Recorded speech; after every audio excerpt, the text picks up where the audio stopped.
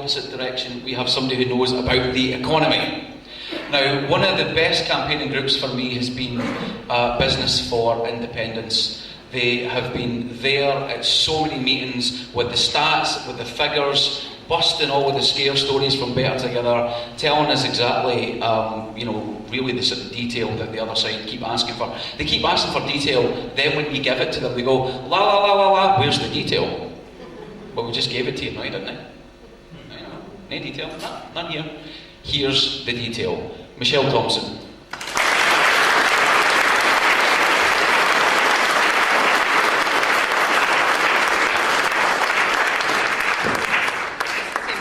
But it always happens to me where I have to put the mic down to my height. And it's going to wobble and fall down. Hi everybody, it's great to be here. And I'm sorry I was a little late. I actually came back up from London, where I was speaking there last night, which I greatly enjoyed.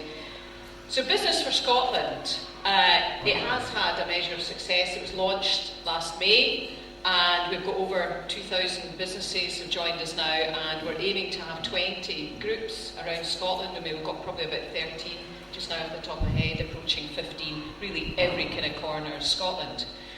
And I'm delighted that Alan's here actually, because I quite often quote Alan when I'm speaking in terms of perceptions around this debate. The first time I met Alan, he kind of said to me at the end, he said, that was quite good. I didn't expect to like you. And I of course said, oh, well, I won't take it personally, but why is that? But what he was really saying was he didn't expect to like what he perceived I stood for. And that was business. And the analogy I use is that we've got it into our heads that business is about grasping, about keeping people down. It's only about money, it's only about the bottom line. And of course, that's complete rot.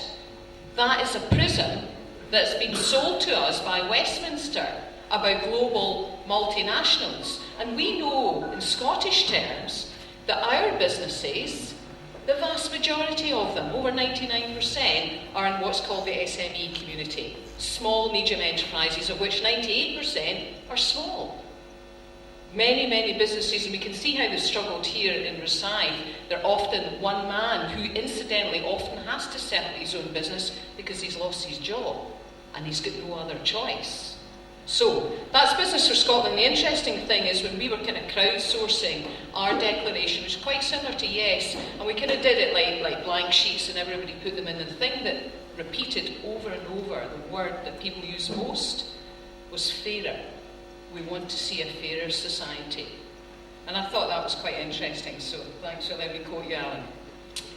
The economy, the first thing I'd say to you in terms of key messages, now depending what age you are, I mean, I know I was brought up literally to believe that Scotland was too poor. Aye, of course it was too wee and it was too stupid as well, but absolutely it was too poor. And it's remarkable that we look back, that we were sold this dud for years upon years upon years. And let me tell you, by any measure, Scotland is not too poor. In fact, by any measure, Scotland is a wealthy country. Some stats for you. If you look at the OECD by a measure, I think, called GDP per head of population, basically the sum of all your output. If we were independent today, we would be the 14th wealthiest country. And the UK sits at 18th. Now I'd like to point out in terms of that figure, that's just based on what we're doing at the moment. It excludes a whole load of other stuff that's accrued to Westminster. Stuff like alcohol duties, because the likes of Diageo is headquartered in London. Their main product line is whisky, and it's shipped out from London, and the tax take is accrued to Westminster. So that's excluding all that kind of stuff. In terms of tax, we raise more tax per head of population than the rest of the UK does, and that's been the case consistently for the past 33 years, and probably longer. In other words, even before we had oil before that. If we added it up just to a figure over the last 5 years, that's 8.3 billion, or roughly £1,600 for everybody in this room and everybody in Scotland. Oil, you hear a lot of stories about oil. Well, of course, the most famous, it's about to run out. there's as much oil still to come again, and we have taken out so far in Scotland more oil than they've had in Abu Dhabi and Dubai. Now, some of you here will certainly seen pictures of Dubai or may even have gone there.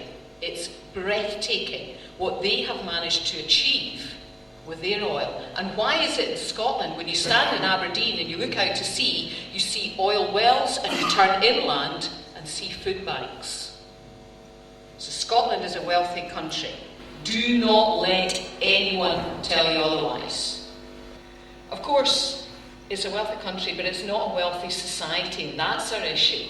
That's the thing that we're trying to change. So it's fundamentally about powers for a purpose. What can we do with that wealth to make our society better? What can we do in economic terms? Fundamentally, there's a bit of woolly thinking around Devo Max, Devo with knobs on, whatever you want to call it.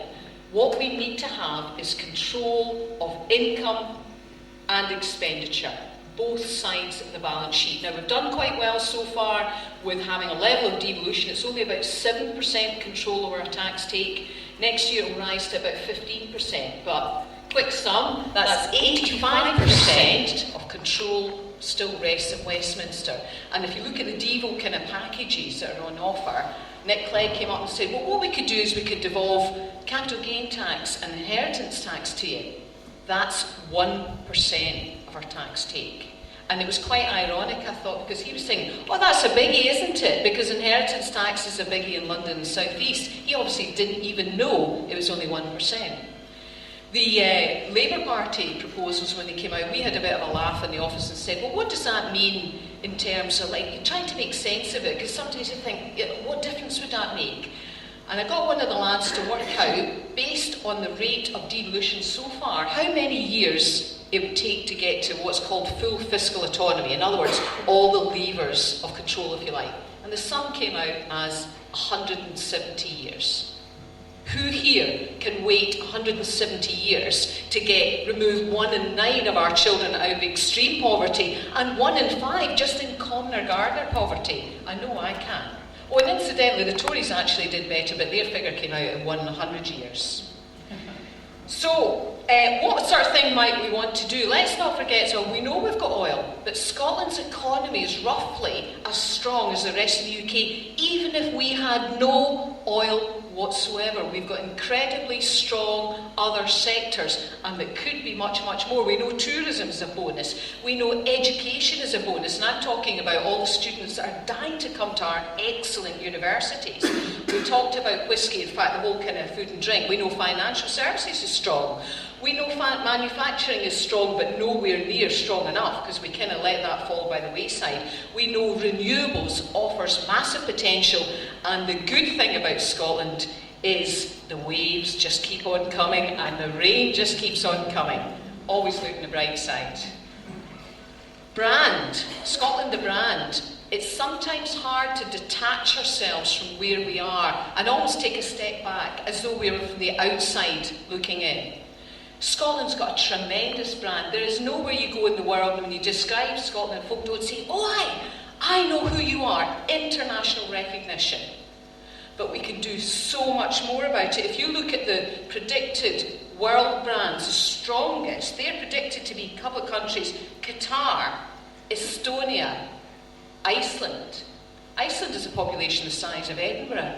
They don't have the strong things that Scotland has in terms of an excellent legal system, sustainability, ethical, and so on, all the things that go up to make a strong brand. And another really interesting point that we found out in Business for Scotland from a marketing agency, on the 24 hours in the lead up to the vote, if you were to buy that airtime, it would cost you roughly about 800 million to 1 billion.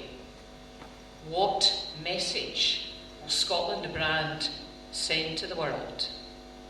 Are we a re-emerging, vibrant, dynamic, ambitious, confident North European country who has seized this opportunity? Or, as Tony Benn ironically said, are we no more a nation than Shropshire? Your choice. So, vision. There's so much more we can do. And I think actually we need to be ambitious about what we want to see. We've got used to the idea of just accepting things. And I started thinking about myself, what didn't I sign up to? And the list has just got longer and longer. Unemployment is an obvious example. When did it get okay to have intergenerational unemployment? And you remind yourself, you know what? It's not like that in many other countries.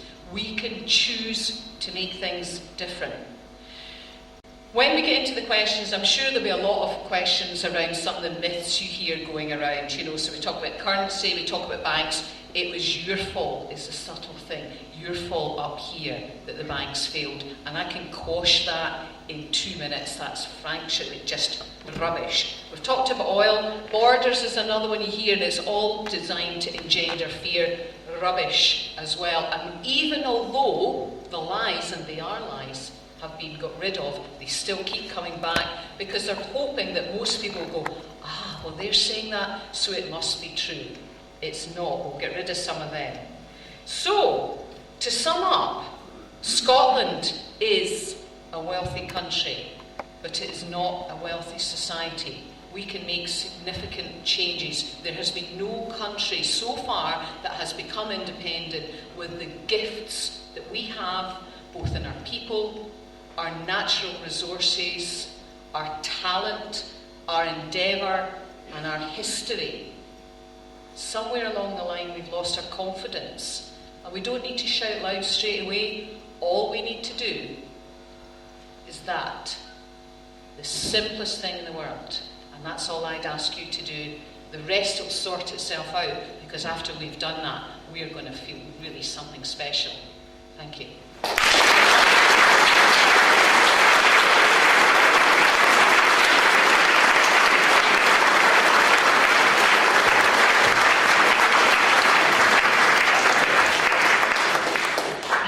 Michelle, where's the detail?